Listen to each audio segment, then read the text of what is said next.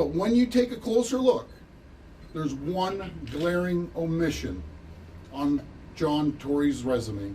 In fact, his resume makes no mention of a key position held in the largest company he's ever worked for.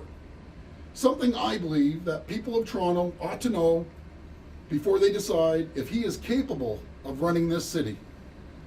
And that is, for 8 years, from 2001 to 2009, John Tory sat on the board of directors of an American telecom company called Charter Communications.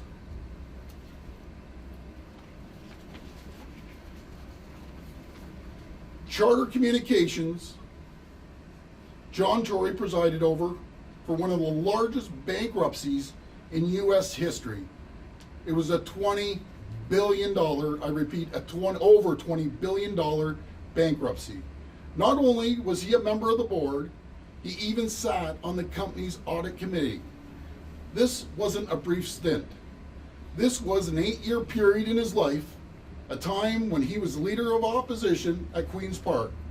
According to company records, in 1 year, not long before the company went bankrupt, Tory took home $117,000.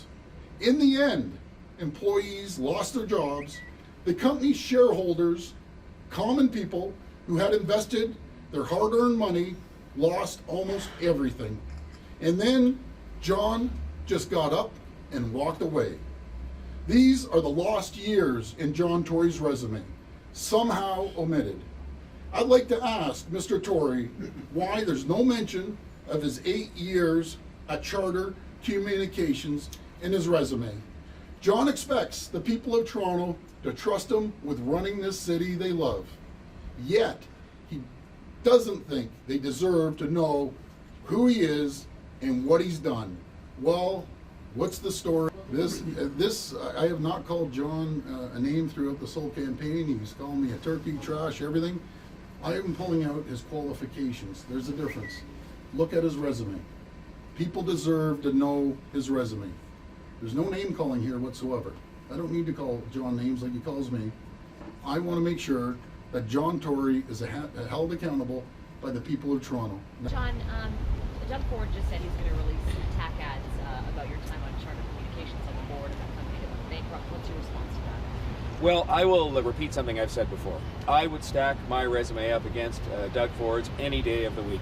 At Charter Communications, I came into a difficult situation. That's been confirmed by Paul Allen. And by the way, Paul Allen's credibility I would put up against Doug Ford's any day of the week and twice on Sunday. He's the co-founder of Microsoft. And I came in to clean up, try to clean up as best we could a very difficult situation.